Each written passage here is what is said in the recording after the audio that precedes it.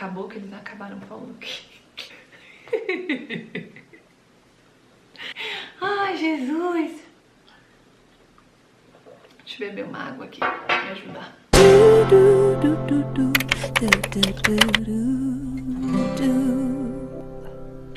Olá, muito bem, sejam bem-vindos mais uma vez aqui no canal. Tô com fundo diferente, achei esse lugar aqui mais claro pra gente conversar, né? Porque aquela parede azul ficava um pouco cansativo nos olhos, então eu vim para um fundo branco que eu acho que é melhor. E hoje a gente vai falar daquele tema que vocês estão aí esperando por quase 2 semanas, né?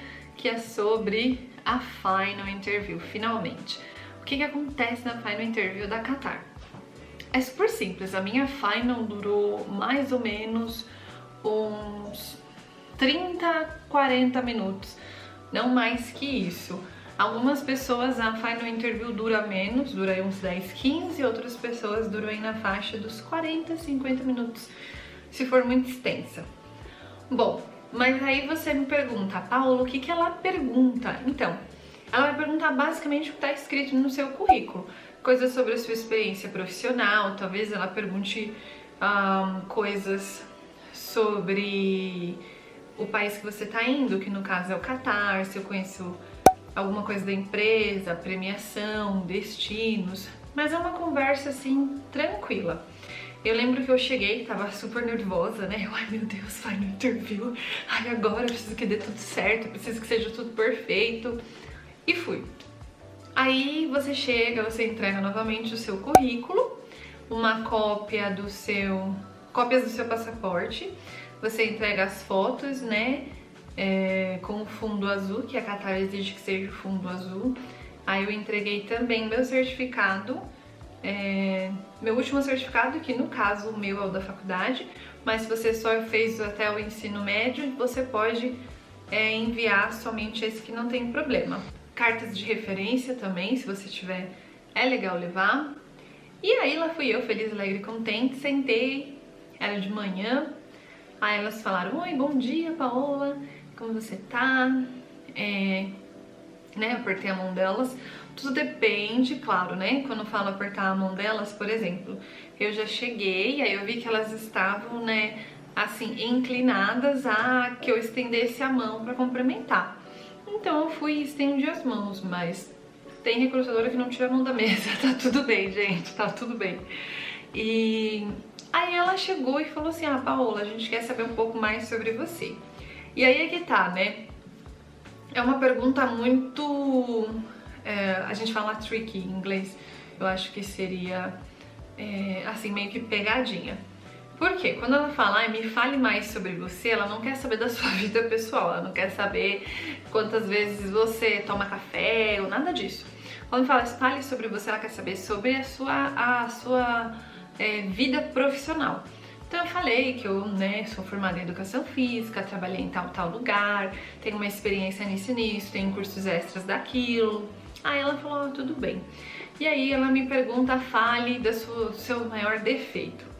Lembrando que quando você falar sobre o seu maior defeito, tem que ser um defeito que ao olhar da empresa agregue valor ali de alguma forma. Então, por exemplo, você pode falar, meu maior defeito é prestar atenção aos detalhes, eu ser detalhista, né? Por quê?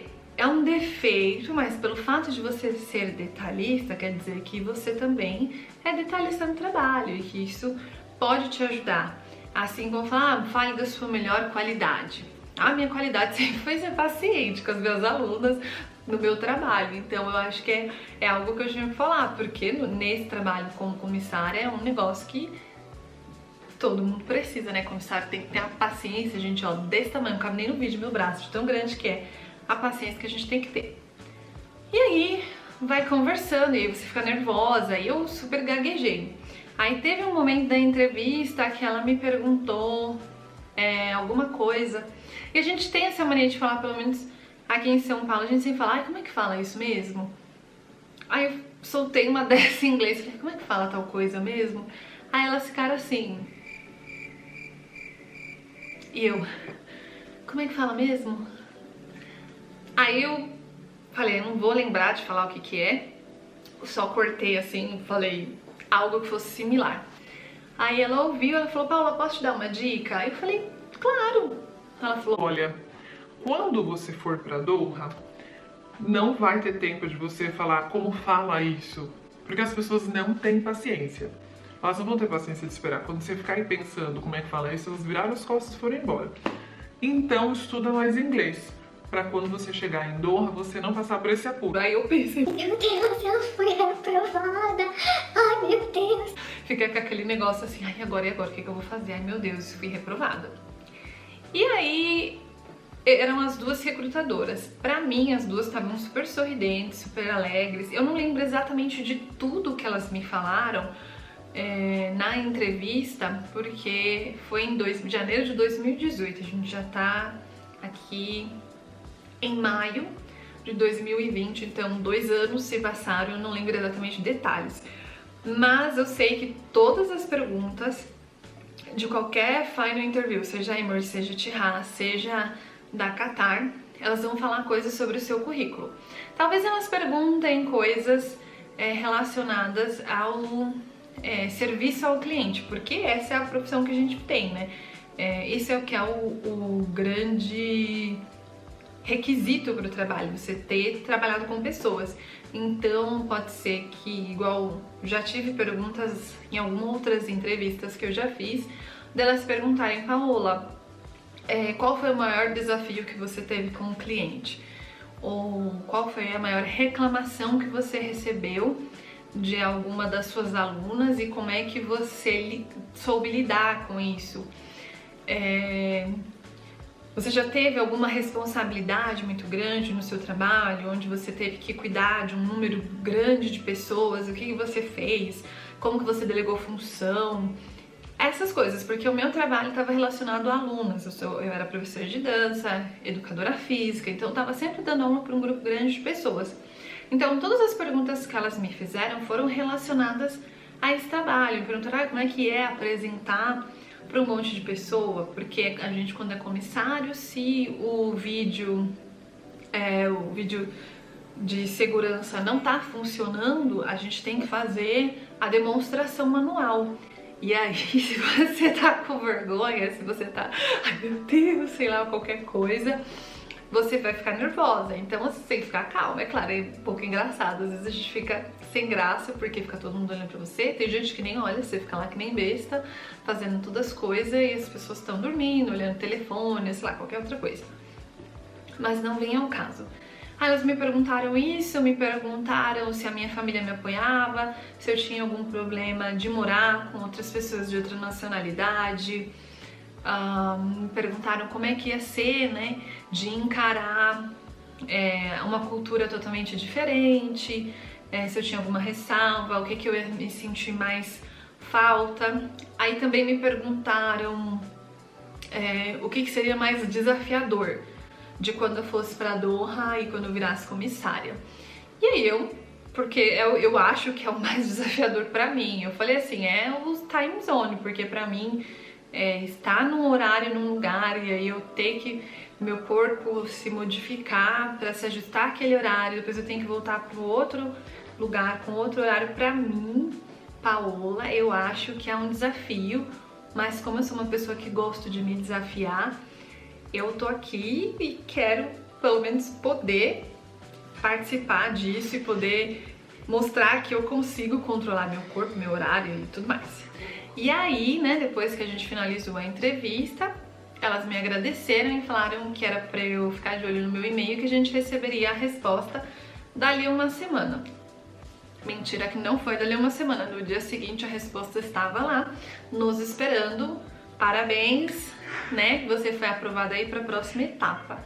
Gente, só um adendo aí no meio do vídeo, se vocês ouvirem algum barulho externo, como eu falei, ainda estou na casa dos meus pais.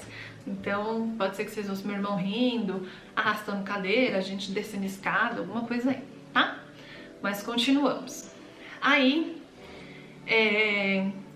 eu recebi o e-mail e aí estava escrito parabéns, que eu tinha sido selecionada para a próxima fase e que era para eu enviar as fotos. As mesmas fotos que eu entreguei foram as fotos que eu fiz o upload, que é as fotos do fundo azul, que são essas aqui que estão deste lado que vocês estão vendo.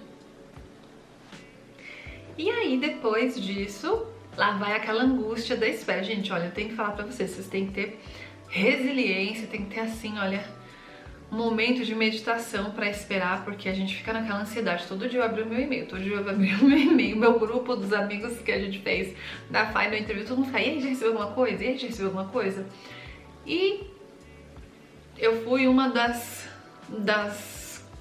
5 ou 6 primeiras meninas que receberam aí as respostas de que a gente já tava, né, pra vir.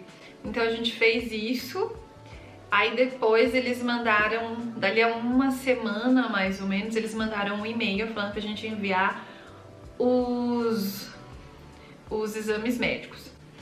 Aí tá, antigamente as pessoas quando faziam o exame médico, elas tinham que fazer todo o exame, que é a chapa do tórax, fazia o exame de tipagem sanguínea, fazia o exame toxicológico, pera, é exame toxicológico?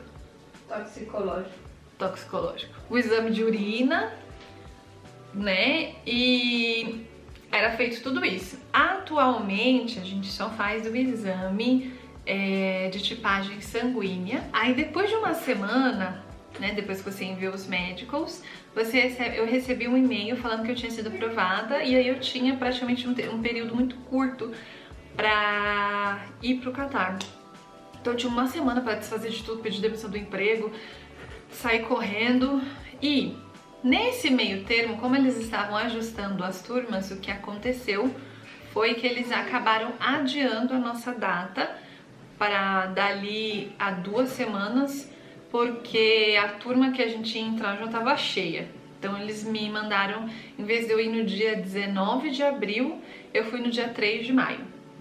E lá vou eu, feliz, alegre e contente. Aí quando eu cheguei lá, tinha as instruções e tudo mais, mas isso é papo para outro vídeo.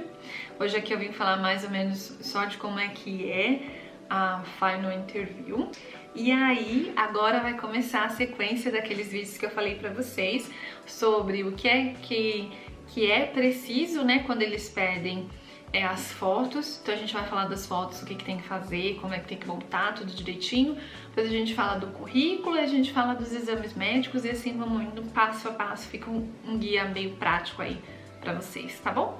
Então é isso, gente. Um beijo, fiquem com Deus e até mais. Mas antes de eu ir embora, não se esqueça de deixar o seu joinha aqui no canal para compartilhar com seus amigos, com as suas amigas, se você acha que esse assunto é interessante.